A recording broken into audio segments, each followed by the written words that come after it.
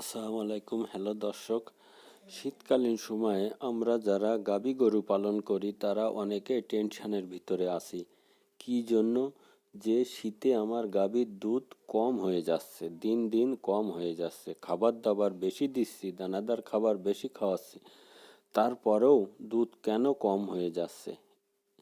সেই বিষয়ে আজকে জানবো কিভাবে এর প্রতিকার করব এবং দুধ বেশি করব, সেটা আজকে এই ভিডিওর ভিতরে আমরা সেটা জেনে নেব। আসলে এই শীতকালীন সময়ে যারা ডেয়ারি খামার করে সবারই আপনার দুধ কম হয়ে যায়। কি জন্য? শীতের কারণে। শীত আসার কারণে দেখবেন গরুদের শরীরে তাপমাত্রা কম হয়ে যাচ্ছে। এই তাপমাত্রা যখন কম হয়ে যাচ্ছে, তাপমাত্রা কম হওয়ার কারণে তারা প্রকৃতপক্ষে পানি কম খাচ্ছে। আপনি দেখবেন আপনার যদি গাভী গরু থাকে, আগে গরমের সময় কত লিটার পানি খেত এবং এখন কয় লিটার পানি খায়। সেই জন্য দুধ কম হয়ে যাচ্ছে, এ একটা কারণ। এই জন্য এর প্রতিকার আমরা করতে পারি। সেটা হলো যে গা যে শেডটা আপনি বানিয়েছেন সেটা পুরো সম্পূর্ণ ঢেকে দিতে হবে। দিনের বেলায় খোলা রাখতে হবে, যাতে অল্প একটু, যখন রাত্রেবেলা দেওয়া থাকবে তখন একটু যাতে আলো বাতাস চলাফেরা করতে পারে, অল্প জায়গা নয় ওর ভিতরে গ্যাস হয়ে যাবে, কোনো রোগ ব্যাধির সমস্যা তৈরি হবে। এজন্য আপনি একটু ফাঁকা রাখবেন রাতের বেলা, এবং দিনের বেলা তো এক সাইড আপনি খুলে দিলেন, কোনো সমস্যা নেই। আর একটা কথা হলো, ওর ভিতরে যদি শেড বড় হয়, দুটো বা তিনটে বা চারটে 100 পাওয়ারের লাইট জ্বালায় রাখতে হবে, তাহলে তাপমাত্রা বৃদ্ধি পাবে। আর একটা বলতেছি যে পানি, উষ্ণ গরম পানি খাওয়াতে পারেন। পানিটা একটু উষ্ণ গরম করে নেবেন, সেই পানি খাওয়াবেন। দানাদারের সাথে এই পানিটা খাওয়ানোর চেষ্টা করবেন। কিন্তু অনেকেই বলতে পারেন যে ভাই আমার অনেকগুলো গরু, এটা করা সম্ভব? আসলে সম্ভব না। তারপরেও আপনি মোটর থেকে যে পানি হয়, মোটরের পানি বা টিউবওয়েলের পানি, এটি দিতে পারেন। তাহলে একটি গরম পানি একটু গরম হতে হবে। আর একটা কথা হলো যে গাভী যখন রোদ বার হবে তখন বাড়ি বের করে দিতে হবে রোদে। তাহলে দেখবেন তাপমাত্রা আস্তে আস্তে বৃদ্ধি পাবে, রোদও ওর গায়ে লাগবে, তখন দেখবেন একটু পানি বেশি খাবে।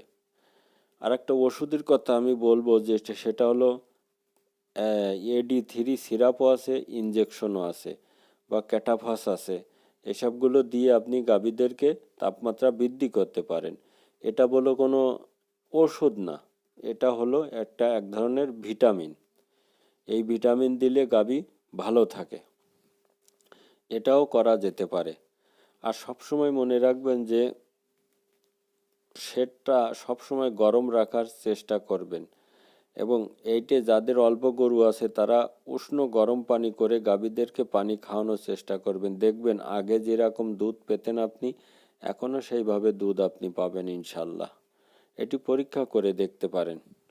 কেননা এই শীতের সময় আমাদেরই হাত পা সব সকালবেলায় যখন সব বরফ মতো ঠান্ডা হয়ে যাচ্ছে, তাহলে ওরা তো গরু, এবং ওরা তো একই জায়গায়, ওরা পেচ্ছাপ করতেছে, পায়খানা করতেছে, একই জায়গায় থাকে সবসময়, স্যাঁতসেঁতে বা পানির ভিতরে থাকে।